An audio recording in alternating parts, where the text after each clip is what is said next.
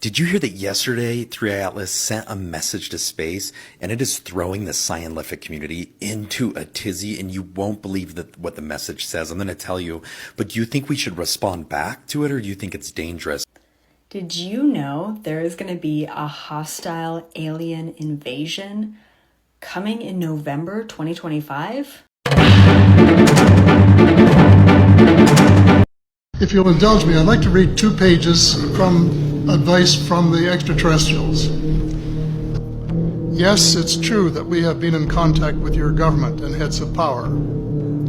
It is also true that it is also true that agreements have been made and kept secret from your people. It is also true that in the past some of your people have lost their lives or have been badly hurt to protect the secret. Our hands had no part in this. We contacted your leaders because your planet is in grave trouble. Your leaders said the vast majority of your population wasn't ready for anything like us yet. So we made time agreements with your leaders as to when your people would be made aware of our presence. Your air, your water are contaminated. Your forests, jungles, trees, and plant life are dying. There are several breaks in your food chain. You have an overwhelming amount of nuclear and biological weapons, which include nuclear and biological contamination. Your planet is overpopulated. Warning, it is almost to the point of being too late, unless your people act. There are better ways of deriving energy and food needs without causing your planet any damage. Those in power are aware of this and have the capability of putting these methods into worldwide use. Those in power view it as a military and security threat. That upset me. You mean to tell me that the people in power have the ability to save and better the planet, and they aren't doing it? Amnesty. What do you mean? Complete amnesty to those in power. Governments and leaders who have been suppressing the truth, that they can't be held liable for any past wrong deeds. It is the only way these leaders can come forward with the truth. It is necessary that you do this in order to work together.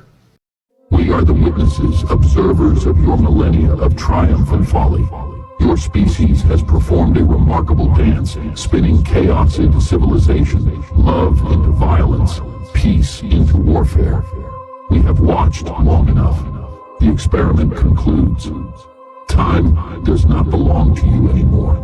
It folds now, bending inward like a great snapping jaw. The sky will split in 3 days, not with fire, not with fury, but with silence.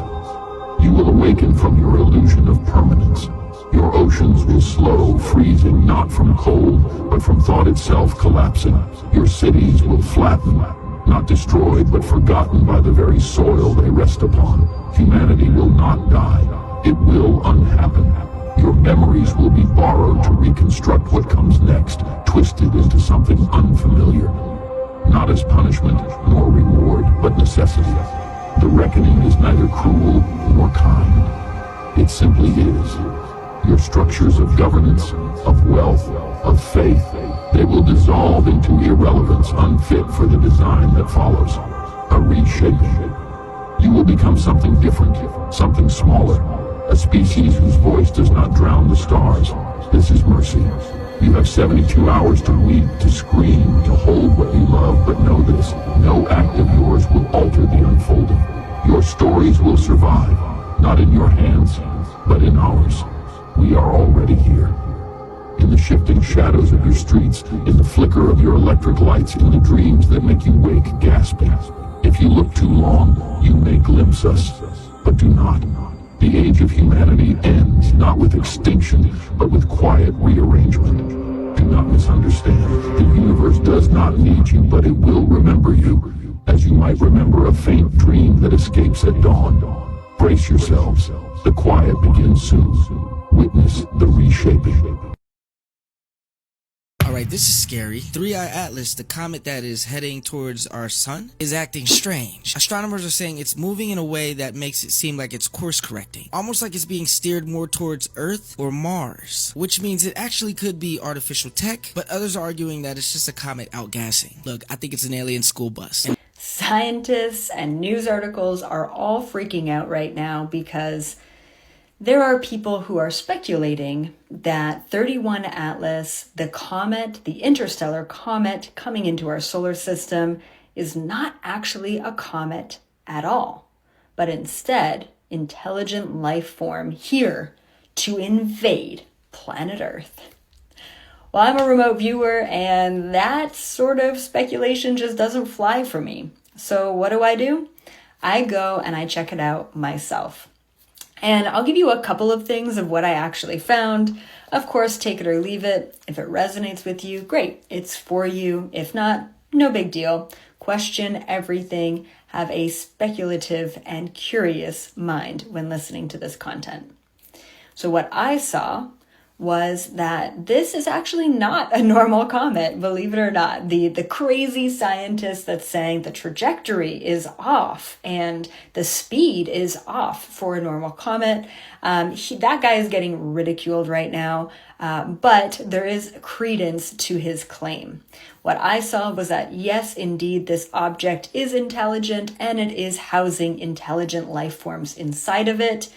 Sort of the lackluster information beyond that is, nope, they're definitely not here to invade Earth. It just seems like they are on a data collecting mission and they're just passing on through. So there's not going to be any drama. There's not going to be any conspiracy. There's not going to be any nefarious activity.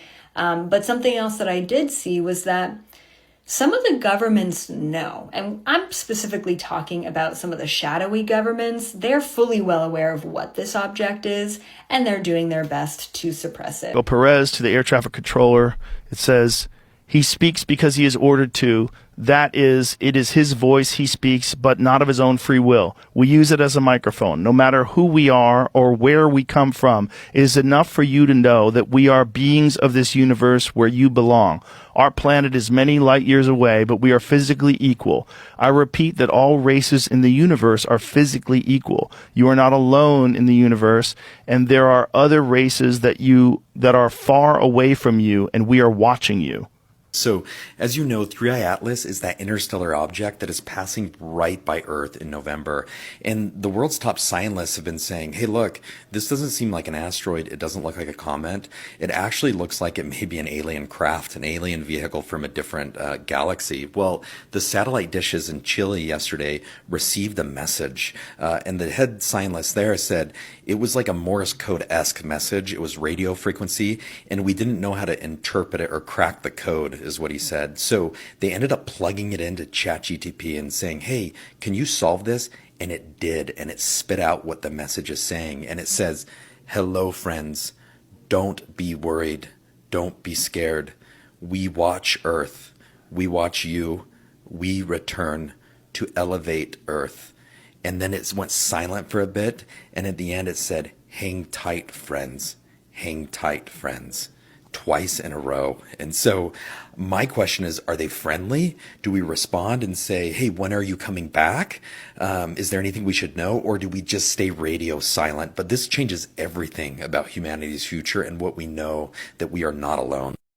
It's time to mark your calendar for October 3rd because some of humanity's most powerful telescopes are going to get their clearest view yet of 3i Atlas. That's when we'll finally be able to confirm its size, composition, its possible outgassing behavior, and whether it's a mothership or not. So far, 3i Atlas is behaving in ways that defy expectations. Observatories have seen it brighten, shed dust, and in some images, subtly shift colors. Based on brightness and distance, the best estimates of its size put it somewhere between 1,500 and 3,000 feet across. That's close to half a mile wide. The composition is still uncertain. Its light signature suggests a mix of rock and ice like a comet, but the pattern doesn't fully match what astronomers normally expect. Some even wonder if metals are in the mix. Then there's the outgassing. That's when frozen gases inside a comet heat up near the sun and jet out, creating these visible tails. 3i Atlas has shown activity at distances where comets normally stay quiet, which is part of why many think this is a strange object. But on October 3rd, observations should reveal whether that behavior is natural or something else. The telescopes that are going to be taking aim include Hubble, the Very Large Telescope in Chile, and NASA's James Webb. Each are capable of catching different details in spectrum and motion, and together they're going to give us the most complete read yet. Its trajectory is hyperbolic, so it's not bound to the sun, meaning that it definitely came from somewhere else. It's cutting through our inner solar system briefly, then it will head back out into the void. And that's making every observation a rare opportunity. We're going to get one more prime look at it in late October when it's going to swing closest to the sun before it disappears forever into interstellar space. And all of this strangeness is causing all of these theories to pile up. Whether you think it's an alien probe set to meet up with Swan, a mothership, or even a time capsule from our future selves, October 3rd could be the day we start to find out what this really is. Until then, is this a mostly true alien story or not?